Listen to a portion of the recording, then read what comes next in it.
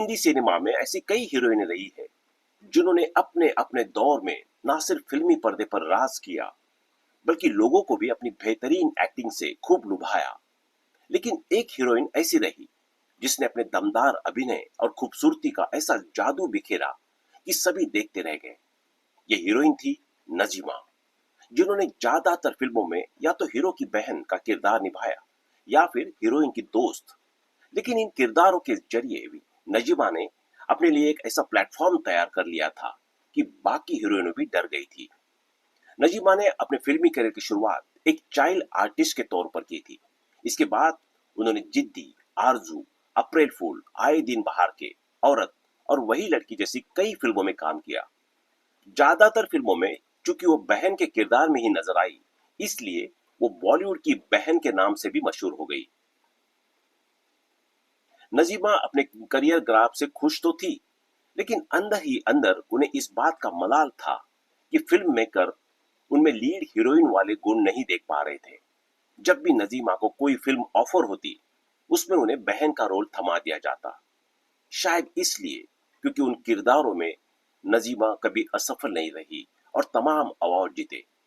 लेकिन नजीमा के मन में तो लीड हीरोइन बनने की हसरत थी। पर कहते हैं ना कि मजबूरी इंसान से क्या क्या नहीं करा देती। तो दोस्तों, आज हम आपको नजीमा के परिवार से तो रूबरू करवा ही चुके हैं। आज हम आपको उनकी संपत्ति के बारे में बताएंगे कि उन्होंने अपने पीछे कितनी संपत्ति छोड़ी है। 25 मार्च 1948 के दिन महाराष्ट्र के नासिक में जन्मी बॉलीवुड एक्ट्रेस नजीमा का असली नाम मेहर उन निसा था। उनकी दादी शरीफा बाई अपने जमाने की मशहूर अभिनेत्री थी, तो उनकी चाची हुस्न बानो ने भी सिल्वर स्क्रीन पर अपनी अदाओं का जादू दिखाया था। और यही वजह रही कि नजीमा को बचपन से ही सिनेमा का स्वाद चखने को मिल गया था और फिल्मी दुनिया में उनकी एंट्री हो गई थी। ऐसे शुरू हुआ था करियर। मीडिया रिपोर्ट्स के मुताबिक नजीमा ने बतौर चाइल्ड आर्टिस्ट ही अपने फिल्मी करियर की शुरुआत कर दी थी। उस वक्त वो बेबी चांद नाम से मशहूर थी। दरअसल नजीमा ने 1954 के दौरान फिल्म बिराज बहू में बाल कलाकार का किरदार निभाकर अपने करियर की शुरुआत की थी। वही 1958 में वो फिल्म प्रिंसेस सावा में बतौर एक्ट्रेस नजर आई और 1961 में फिल्म उमर कैद के से सिनेमा की दुनिया का नया सितारा बन गई। इस नाम से मिली शोहरत। आपको बता दें कि नजीमा ने प्रमोद चक्रवर्ती की फिल्म जिद्दी 1964 में अहम भूमिका निभाई, जिसने उनकी शोहरत में 4 चांद लगा दिए। वही सुबोध मुखर्जी की अप्रैल फूल 1964 में भी उन्होंने अपनी अदाकारी का जलवा दिखाया। आपको बता दें कि नजीमा अपनी लगभग सभी फिल्मों में सपोर्टिंग रोल में नजर आई। उन्होंने अधिकतर फिल्मों में एक्टर की बहन का किरदार निभाया, जिसके चलते वो बॉलीवुड की रेसिडेंट सिस्टर के नाम से मशहूर हो गई। जब सामने आई नजीमा के निधन की खबरें, आपको ये जानकर हैरानी होगी कि तमाम फिल्मों में काम करने के बाद साल 1975 के दौरान नजीमा अचानक पर्दे से लापता हो गई।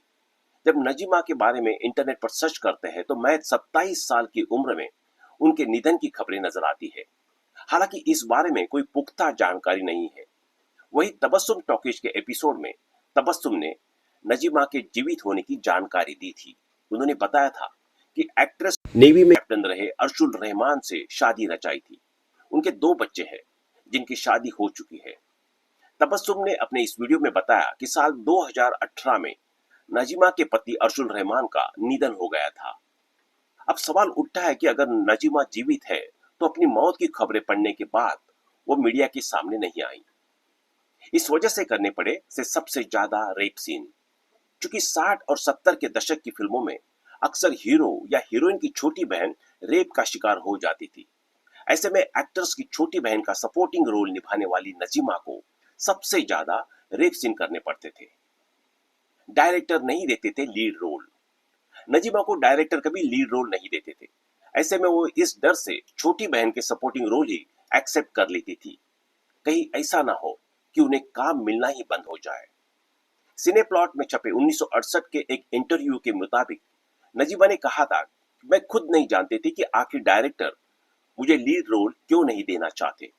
मैं एक के बाद एक फिल्में सिर्फ इसी आशा में करती हूँ कि शायद कभी मुझे बतौर लीड एक्ट्रेस ब्रेक मिलेगा। मीडिया रिपोर्ट्स की माने तो नजीमा के पास करोड़ की संपत्ति है।